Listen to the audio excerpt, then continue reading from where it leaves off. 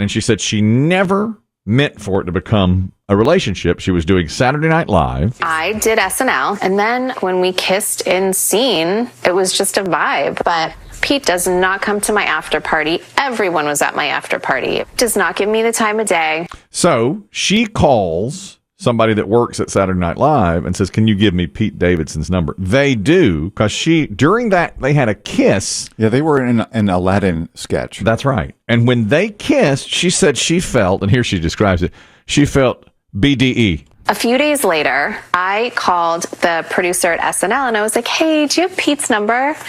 And they were like, yeah. And I text him. I wasn't even thinking like, oh my God, I'm going to be in a relationship with him. I was just thinking like, heard about this BDE, need to get out there. Like, I need to just like jumpstart I was just basically DTF. Now, I know what DTF is. I've heard that one. But BDE, I didn't know. Really? I think I do know but we heard it a couple years back. Mm-hmm. I had not heard it recently, but I'm pretty sure I know what it means. Big D energy. Yep. And I heard this 2 hours ago, and I said, I'm going to figure this out. I'm not going to look this up. Oh, I'm going to can we see your scratch paper? No, that's private. I tried several different combinations. I did not know what that meant. Really? Yeah, I had not heard that term. Maybe I had, but I'd forgotten. And so I had to look it up, and it is indeed Pete Davidson has BDE, big energy. And she was DTF down to because she felt it. She felt it through one kiss on screen, when they were doing the live Aladdin sketch. So she called the producer, gets the number, and said, I want to go out once. All she wanted to do was have sex with him. I mean, that's after one kiss. She's like, I want to have sex with him. They did. He did. And then she says he turned into the nicest, most caring, most genuine person she had ever met. And now they're in a relationship and now thinking about moving in together. Kim Kardashian and Pete Davidson. Well, to me, he played it well, too. He didn't go to the after party. He didn't seem interested. Yeah.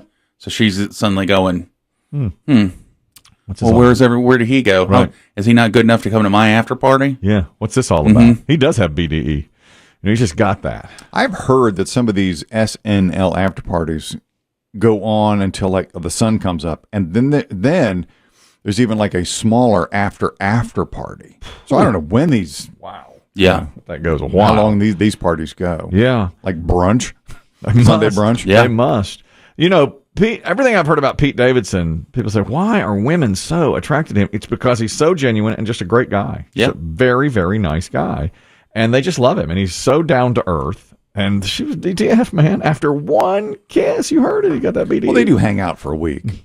That's true. Yeah. They had been kissing. They write, they rehearse. They hang out for a week. And they had been, I'm sure, rehearsing that scene. Yeah. So Sure. they kissed a few times. But she wanted that. But I think number. if he had gone to the party and really gone after her, I don't think it would have been the same. I wonder if he even thought, I'm interested. There's something in her. there. Yeah, I mean, she seemed to be the one. He probably, I just see of course I don't know the guy, but I bet he thought, nah, she's Kim Kardashian, I'm Pete Davidson. She has no interest in me whatsoever. Yeah. I wonder if he even had that thought. I wonder if he, I think she just felt a vibe toward him. And that was I don't it, have, they're on, their show's on what, Hulu? Yes. The Kardashians. The Kardashian show. Is he on there? He's not made an appearance The new yet season? because it's always behind. Like this new season is apparently getting, is apparently getting lots of views though because it's the Kanye mess. Well, remember, that's when Kourtney Kardashian, yesterday we had the story that Gwyneth Paltrow was on there, and she's now collaborating with other celebrities for candles that smell like their Vagines.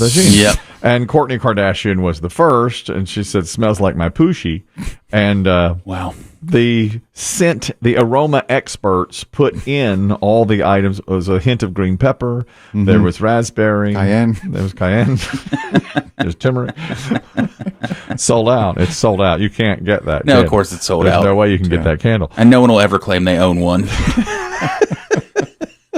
Now, I know you all's theory is that they only produce like 10 of them. That's my theory, and I stick to it, Biggie. I think they produce thousands of them, and quietly. You think America? knows. Yeah. You think Poochie candles are flying across FedEx my trucks? Poochie. Right I my do, Poochie. actually. Yeah, my Mhm. Poochie. And I think it's going to a lot of single men, but when people come over, they put it away.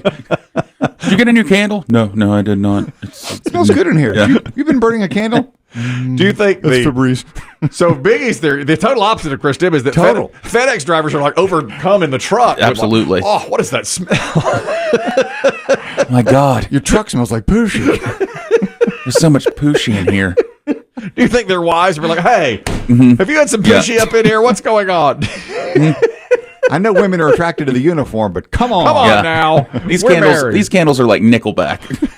You don't claim The to love band. them, but they sell a ton. They always debut at number one, selling. But you never see a CD. That's right. Yeah, no one in the world ever likes them. That's right. I'm the only person that said Yeah. Yes. I like Nickelback. I'm the only person. That's your I love Pride Nickelback and Pooshie candles. That's my Pride Month. I That's your came out. contribution. I came out as a Nickelback fan 4 years ago. That's right. That's how I contribute to that. By the way, Pete Davidson and Kim Kardashian. I just read this too. They tried to get a seat there at the Queen's Jubilee and were turned down by the royal family. Several were, in fact, but like big celebrity couples. It was like, no, this is a British thing, and so they weren't able to be like in the festivities there. They'd have to go just like everybody else and stand around with the commoners. I'm sure they're VIP areas, right? I don't know. I just heard they got turned down for whatever access they wanted. They tried, and the royalty is something different, so they turned them down. A little more information on the Amber Heard Johhny Depp case. We're going to ask Lisa Lanier today. She's our official attorney. She joins us in hour 3 here for Lawyer Up, and we're going to ask her. My theory was that the jury had the same feeling about Amber Heard that everybody else had when they on social media. You know that the jury thought Johhny Depp put on a much better show and was much more likable, and that those kinds of feelings crept in. And so the law took a little bit of a back seat to that, and that's why the jury came in for him and not her. Well, Amber Heard's attorney was asked yesterday on the Today Show to take it even a step further and said, did social media influence this verdict? Let me ask you about social media. It was incredibly lopsided and vitriolic against Amber Heard. Do you think that had an effect? Absolutely. You think jurors were aware of it? How can you not? They went home every night. They have families. The families are on social media. We had a 10-day break in the middle because of the judicial conference. There's no way they couldn't have been influenced by it. And it was horrible. It really, really was lopsided. And I appreciate your saying that. I was against cameras in the courtroom, and I went on record with that and had argued against it because of the sensitive nature of this. But it made it a zoo. Is she able to pay a $10.4 million judgment? Oh, no, absolutely not. No, she doesn't have the money. You know, the other day, That's good. well, the other day we said we were playing that game in garbage time. Who's worth more money? Amber Heard was worth $8 million, and the judgment against her was 15 all told. So she doesn't have the money to pay it. And I hear she's really only worth about $2 million. Really? The rest of it's on paper or something. Oh, is that an I heard segment? Might be. Is that a he said? I heard 8. You heard 2. I heard 2. Ooh. I heard that the internet says 8, but in reality, It's 2. it's 2. Kelly, over to you. Let me follow up. Brilliant. I Biggie can't. rebuttal. I've said all I have. There's nothing more. right. There's nothing left of this. My goodness. But now, do you believe that if cameras weren't allowed in the courtroom and phones weren't allowed in the courtroom, let's just say that phones had been bagged up for the day and no cameras, would the outcome have been the same? I wonder about it. I don't know. You know that you've said that, and the more I think about it, I kind of agree with you. The cameras in the courtroom should have nothing to do with the jurors. They see everything. We just see excerpts. But the jurors then can go home. See, they weren't. Well, they're not sequestered. supposed to talk about the case. I mean, that's the jury rule. But when you watch Entertainment Tonight and certainly see on social media, you see the wave of support for him and how much they hate her. And I think you're influenced by that. I think people like to be on the right side. You know, they're even of course. And I do think in a celebrity case like this, it's when that the real rule of law can sometimes take a back seat because you're caught up in all the opinion and the celebrity. Perhaps. And all that. I mean, other celebs have gone to jail. Oh, yeah. I mean, like Martha Stewart went to jail. It's true. Was that in an era? Was there so much sentiment against her? I thought she was pretty beloved. I don't know. I don't remember that trial as much, and I don't remember. What year was that? Did jurors go home and see social media and see people either hating or loving her? No, and you didn't have.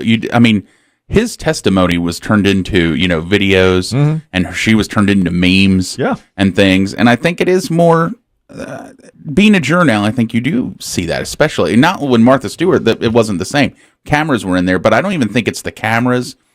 I mean, it is the cameras because they get the pictures, obviously, but I think it's what people then take and do to that. I agree. I think you're swayed by that. We'll see if Lisa agrees that might. I mean, that's Heard's attorney, so you know what her feeling's going to be. Let's see what an impartial person like Lisa Lanier. They should ask the same question of Johhny Depp's attorney. Did it affect? Yeah. Did it affect? Did you win because of social media? They probably say no. We won on the facts of the case. What they'll say. Right. Yeah. Exactly. So I would be interested to see what an impartial legal mind like Lisa Lanier has to say about that. There's another texting issue today and a social media issue. We have not gone with this story yet because Chris Demm said emergency soft copy. It was Matthew Morrison being kicked off So You Think You Can Dance earlier this week. Chris Demm said emergency soft copy. We looked at it and thought, does this rise to the level? Well, now he is saying, you know what happened to him? He texted one of the dancers on this show, So You Think You Can Dance, and he was called inappropriate contact. Because he's a judge. So they kicked him off. He's fighting back against that here in a minute. Andrew, you're talking about the jury, the Amber Heard, Johhny Depp jury. Go ahead. I think when you keep saying how, I think they would watch TV, they would see all these things, people of low moral character like to think other people have low moral character, and they would cheat the same way they cheat.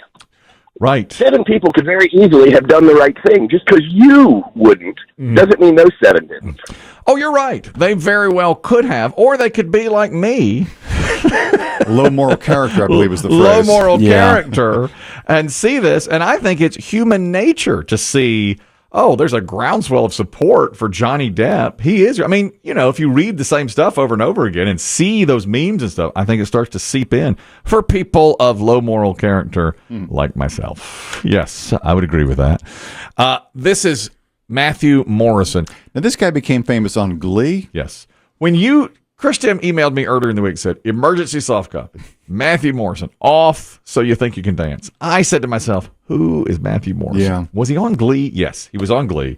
He's a judge on So You Think You Can Dance. All I read was he was kicked off for inappropriate conduct with one of the dancers. And then later it was like, he sent an inappropriate text to one of the dancers. So is that it? Well, yes. I mean, that's what they say.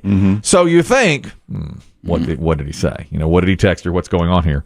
In my mind, being of low moral character, dong pick. Yeah, Yeah, Hey, you up? that's where you go. Yeah, immediately. Yeah. Why? I have low Would moral. you like to win the contest? Of course. That's exactly what I thought. I thought, good, get rid of him. Here's what he said yesterday. Only his side of the story, though. It's really unfortunate that I have to sit here and defend myself and my family against blatantly untrue statements made anonymously, but I have nothing to hide. So in the interest of transparency, I will read to you the one message that I wrote to a dancer on the show. Hey, it's Matthew. If you don't mind, would love to get your number and talk you through some things. The end. I sent this because this dancer and I both share a mutual respect for a choreographer that I've known for over 20 years, and I was trying to help her get a job as a choreographer on the show. That's it. That's what he says. Says he had no ill intentions whatsoever, just wanted to talk to her about what she was doing on the show. But if he's asking for her number through a text, doesn't he already have her number? Is that what he said? That's what he said. He said, at the very beginning, I thought he meant he texted somebody else first. Oh, maybe he did. But let's listen to it again. It's really unfortunate that I have to sit here and defend myself and my family against blatantly untrue statements made anonymously, but I have nothing to hide. So in the interest of transparency, I will read to you the one message that I wrote to a dancer on the show. To a dancer. Hey, it's Matthew. If you don't mind, would love to get your number and talk you through some things.